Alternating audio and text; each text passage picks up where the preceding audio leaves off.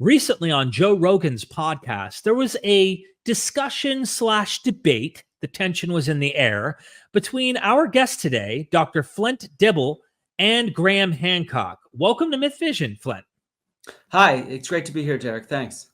Do you mind if I call you Flint or Dr. Dibble, or what's the best? Flint's fine. It's all good.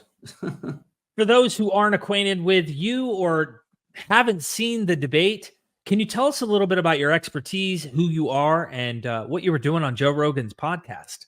That's a long story. That's like my life story. So I'm an archaeologist, and I mostly work in the ancient Greek world, though I've also worked in Neanderthal caves, Egyptian tombs, a wide variety of places throughout the Mediterranean world. And so my expertise is environmental archaeology, and I have a YouTube, and I'm on X/Twitter, and I oftentimes try to share archaeology with the public.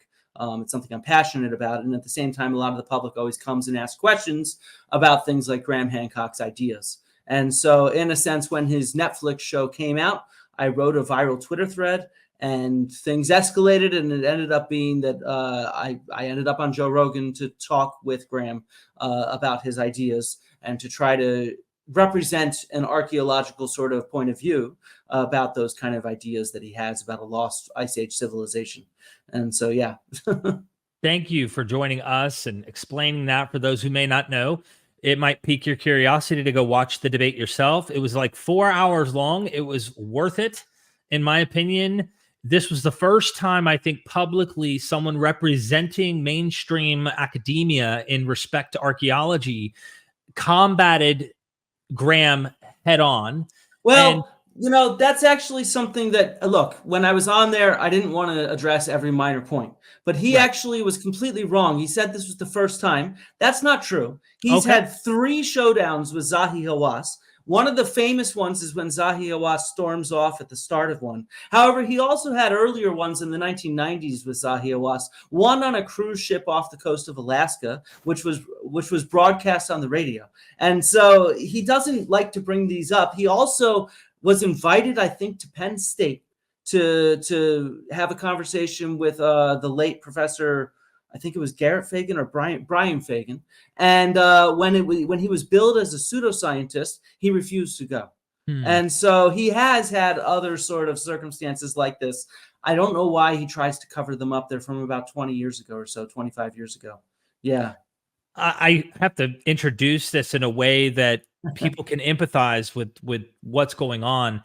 Joe Rogan, I have this kind of tug of war inside when I listen to him, especially during this debate. I'm like, good job, Joe. Oh, what, Joe? Come on, Joe. And it's this weird thing that makes me internally struggle because little fun fact about me is I was a diehard Randall Carlson and Graham Hancock fan 4 to 7 years ago when I started this channel. And in fact, one of the things that inspired me to even start this channel was alternative hypotheses, alternative rabbit holes, and things like that.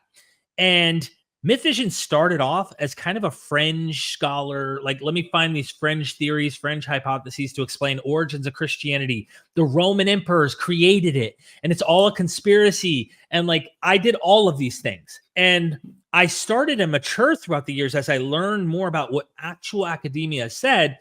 Now you could see me with people from Cambridge, Princeton, Yale, Harvard, all over the world, kind of bringing the cutting edge.